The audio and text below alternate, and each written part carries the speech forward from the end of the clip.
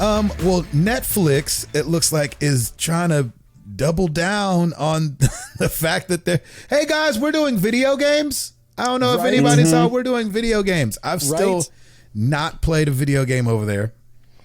This story makes me want to, but the company said in a recent press event that it has 70 games in development with external partners, in addition to 16 games that Netflix is doing in-house that they're developing. They said they're going to release around 40 games throughout the remainder of 2023, with new games hitting the service at least every month. Well, yeah, you got to get to 40. True. Currently, Netflix gaming platform houses 55 games. Really? Okay, so here's Gabe, you might be looking at the article. So yes, you are excluded. Okay. My number is 0. Can anyone name one of those games? I can name one. Okay. You can name one. Let's hear it. They have a Stranger Things like little. Oh, that's right. 8-bit I do. situation. Yes. Yeah, I know that game. Or a 16-bit situation. Yeah, I mean, I wouldn't have even remembered that. I wouldn't know. Exactly. Yeah, I wouldn't know. I don't actually even know where to find it. Like, I'd have it's to not actually easy go to look. find. Is it not? Is it in the But Netflix it wasn't app, when it's in the Netflix app, or it was. I'm assuming it's still that way. It's not a separate app. It was not. It used to be, anyways. It was not easy to find. Like, you think, like, oh yeah, I'll just scroll down. You pass like documentaries and comedy and all this stuff, and it's going to be somewhere, right? And I feel like I had to jump through a couple. I even feel like I Googled it. Like, how do you find this? Is it not in the U.S. or something? I'm like, oh, that's what I do. Okay, and then I found it, and then I saw the Stranger Things game, and I was like, oh, there it is. Well, I'm not downloading that. And then you have to download it. I think so. I don't think it just plays in the app. Like, you click it and it. Again, this was, months, if not a year or more ago. So I have no idea if it's different now. But gotcha. I feel like it kicked you out to the App Store to get it. But you're basically like authenticating through your Netflix subscription, so that way you don't have to buy it. Something like that. Okay. So, I mean, with them being a streaming platform, it's just funny that you would have to kick out to download something. You wouldn't play it right there in the thing. But just every time we talk about Netflix and gaming, I'm like, oh, I need to go try one of those games. And then to see that they have 55 games is just insanity to me. Yeah. Okay, so now I had to scroll past 1, 2, 3. I had to scroll past emotional TV shows, continue These watching, categories are amazing, and trending now, and then there's Netflix games. Wow. Okay, so when you click one, does it do it right there? Does it kick you out to the... Let's see. So here's a SpongeBob Get Cooking. It says, it opens up a splash page, says Get Game, and then that kicks me over to the App Store where I can tap Get, and I assume it downloads. There you have it. But because I went through the Netflix, I guess it's free. Like, I don't know if this game would be available otherwise. Like, could I just look it up in the App Store and it's there, but it costs $5? I'm not sure. I'm sure there's some that at least that are exclusive, but it wouldn't surprise me if a few of them, that's like the kick is like, well, you can pay $5 or you could just play it through Netflix. Yeah, interesting. Right. Yeah. Also, over in some Netflix news, John, I'm going to say Spates.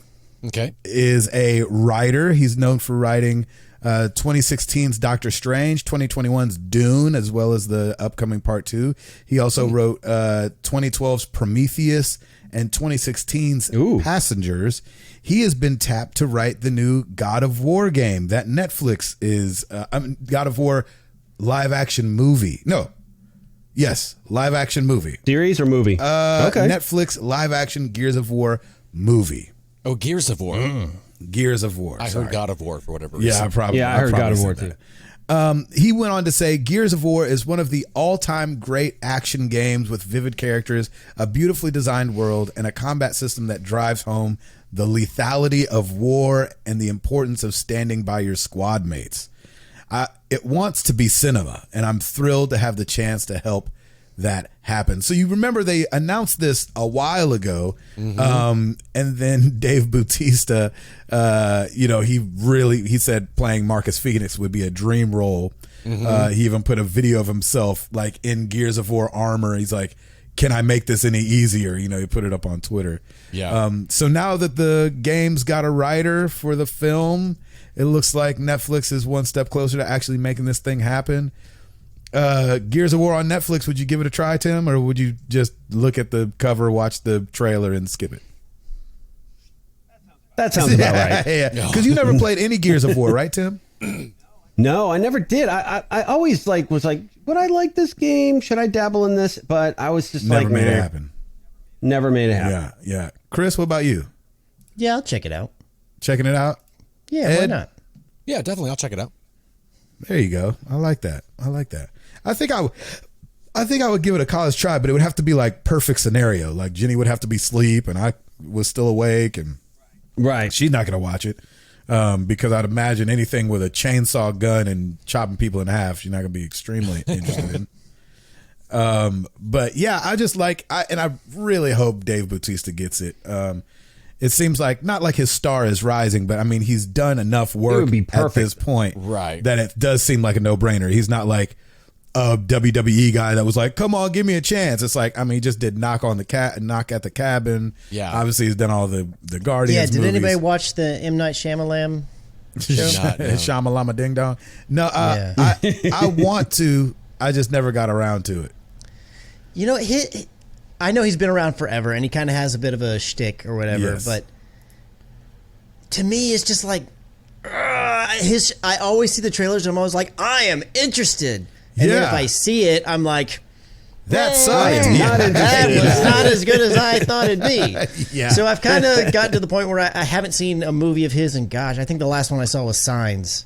What? And yeah. Wow. Oh, you really haven't seen a movie of his in a while. And I'm just like, there's a few where I'm like, maybe I should, but I just feel like I'm just going to be let down again. Yeah, that's how I heard about it. That's how I felt about Old. Like, I really wanted to go see it because it was him. And then, he did a movie called Old. I didn't even know about that one. Yeah, it's like this beach that you go to and you age really, really fast for some reason. You know, he's probably got some silly reason as to why you age quickly. Definitely not going to that beach.